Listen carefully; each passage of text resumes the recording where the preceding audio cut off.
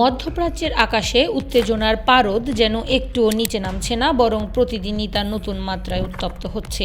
মার্কিন president Donald Trump আপাতত ইরানে সরাসরি হামলা চালানোর বিষয়ে কিছুটা নরম সুর শোনালেও মাটির নিচে সামরিক কার্যক্রম পুরোদমে চলছে বহাল তবিয়তে। একদিকে কূটনৈতিক আলোচনার আভাস, অন্যদিকে যুদ্ধের প্রস্তুতি। এই দ্বৈততাই বর্তমান পরিস্থিতিকে আরও জটিল ও উদ্বেগজনক করে তুলেছে। যুক্তরাষ্ট্র মধ্যপ্রাচ্যে তার সামরিক শক্তি বৃদ্ধি করেছে এক অভূতপূর্ব গতিতে, যা ইরানকে স্পষ্ট একটি কৌশলগত বার্তা দেওয়ার জন্য। মার্কিন বিমান বাহিনী ইতিমধ্যে নিশ্চিত করেছে যে তাদের অন্যতম শক্তিশালী যুদ্ধবিমান F-15 স্ট্রাইক ঈগল মধ্যপ্রাচ্যে একটি ঘাঁটিতে পৌঁছে গেছে। প্রকাশিত ছবিতে দেখা যায় 494তম এক্সপেডিশনারি ফাইটার স্কোয়াড্রনের একটি F-15 যুদ্ধবিমান নির্ধারিত ঘাঁটিতে অবতরণ করেছে।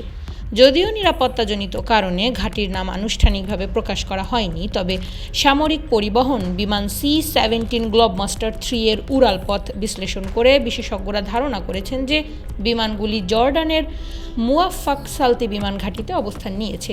এই ঘাঁটিটি ইরানের সীমান্তের কাছাকাছি হওয়ায় এর কৌশলগত গুরুত্ব খুবই অপরিসীম। F-15 স্ট্রাইক ঈগল এমন একটি যুদ্ধবিমান যা শত্রুর গভীরে প্রবেশ করে নির্ভুলভাবে আঘাত হানতে সক্ষম। এর উপস্থিতি শুধু প্রতীকী নয়, বরং একটি প্রস্তুত মনোভাবের প্রতিফলন। আকাশের শক্তি বৃদ্ধির পাশাপাশি সমুদ্রেও যুক্তরাষ্ট্র তার সামরিক উপস্থিতি জোরদার করছে। মার্কিন নৌবাহিনীর শক্তিশালী aircraft carrier USS Abraham Lincoln এখন মধ্যপ্রাচ্যের দিকে অগ্রসর হচ্ছে। পশ্চিম নিমিতভূত শ্রেণীর এই বিমানবাহী রণতরী সম্প্রতি পশ্চিম প্রশান্ত মহাসাগর ত্যাগ করে মালাক্কা প্রণালী অতিক্রম করেছে, একটি দীর্ঘ ও ইচ্ছাকৃত যাত্রা যা স্পষ্টভাবে ইঙ্গিত দেয় যে ওয়াশিংটন কোনো আপোস করতে প্রস্তুত নয়।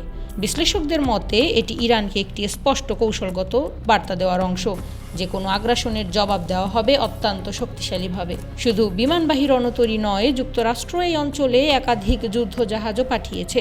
মার্কিন নৌবাহিনীর তথ্য অনুযায়ী USS রুজভেল্ট, USS মিচর এবং USS ম্যাকফল এই 3টি ডেস্ট্রয়ার ইতিমধ্যেই মধ্যপ্রাচ্যে মোতায়েন হয়েছে।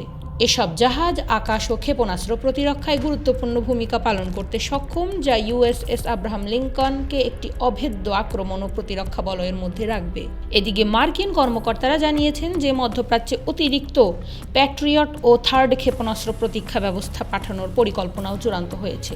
এসব উন্নত প্রতিরক্ষা ব্যবস্থা মূলত ব্যালিস্টিক ক্ষেপণাস্ত্র ও ড্রোন হামলা মোকাবেলায় ব্যবহৃত হয়, যা ইরানের পক্ষে সবচেয়ে সম্ভাব্য আক্রমণ পদ্ধতি। প্যাট্রিয়ট ব্যাটারি নিম্ন ও মধ্যম উচ্চতার ক্ষেপণাস্ত্র ঠেকাতে সক্ষম, অন্যদিকে থার্ড সিস্টেম বায়ুমণ্ডলের বাইরে ব্যালিস্টিক ক্ষেপণাস্ত্র ধ্বংস করতে পারে। এই সামরিক তৎপরতার পেছনে মূল কারণ হিসেবে উঠে এসেছে ইরানের অভ্যন্তরীণ পরিস্থিতি। দেশটিতে চলমান বিক্ষোভ দমনে ইরানি কর্তৃপক্ষের কঠোর অভিযানে হাজার হাজার মানুষ নিহত হয়েছে বলে বিভিন্ন মানবাধিকার সংস্থা দাবি করেছে। যুক্তরাষ্ট্রভিত্তিক মানবাধিকার সংগঠন হিউম্যান রাইটস অ্যাক্টিভিস্ট নিউজ এজেন্সির তথ্যমতে বিক্ষোভের 25তম দিনে নিশ্চিতভাবে নিহতের সংখ্যা প্রায় 4,900 ছাড়িয়ে গেছে। আরও হাজার হাজার মৃত্যুর তথ্য এখনও যাচাই বাছাইয়ের পর্যায়ে। এই পরিস্থিতিতে মার্কিন প্রেসিডেন্ট ডোনাল্ড ট্রাম্প সামরিক বিকল্প পুরোপুরি নাকচ করেননি। এক বক্তব্যে তিনি বলেন, ইরান সরকার শত শত মানুষকে ফাঁসি দেওয়ার পরিকল্পনা করেছিল, যা যুক্তরাষ্ট্র কঠোরভাবে প্রত্যাখ্যান করেছে। ট্রাম্প স্পষ্ট করে জানিয়েছেন, যদি সেটা হতো তাহলে সেটা তাদের জন্য খুবই খারাপ দিন হতো। তিনি আরও বলেন, ভবিষ্যতে কি হবে তা বলা যাচ্ছে না, তবে আপাতত আমরা পরিস্থিতি পর্যবেক্ষণ করছি। ট্রাম্পের এই বক্তব্য একদিকে যেমন ইরানকে সতর্ক করে, অন্যদিকে তেল আবিব ও আরব মিত্রদের আশ্বস্ত করে যে যুক্তরাষ্ট্র অঞ্চলটিতে ইরানের আধিপত্য বিস্তার করতে দেবে না। মধ্যপ্রাচ্যে যুক্তরাষ্ট্রের এই বিশাল সামরিক উপস্থিতি বৃদ্ধি ইরানকে ঘিরে উত্তেজনাকে নতুন মাত্রায় নিয়ে যাচ্ছে। প্রতিটি নতুন যুদ্ধবিমান, প্রতিটি যুদ্ধজাহাজ এবং প্রতিটি ক্ষেপণাস্ত্র প্রতিরক্ষা ব্যবস্থা যেন এক একটি বার্তা বহন করছে, যুদ্ধ আর অসম্ভব নয়। কূটনৈতিক সমাধান নাকি সামরিক সংঘাত? পরবর্তী অধ্যায় কোন দিকে মোড় নেবে সেটাই এখন বিশ্ব রাজনীতির সবচেয়ে বড় প্রশ্ন, যার উত্তরের অপেক্ষায় গোটা বিশ্ব উদ্বিগ্ন হয়ে প্রতীক্ষা করছে।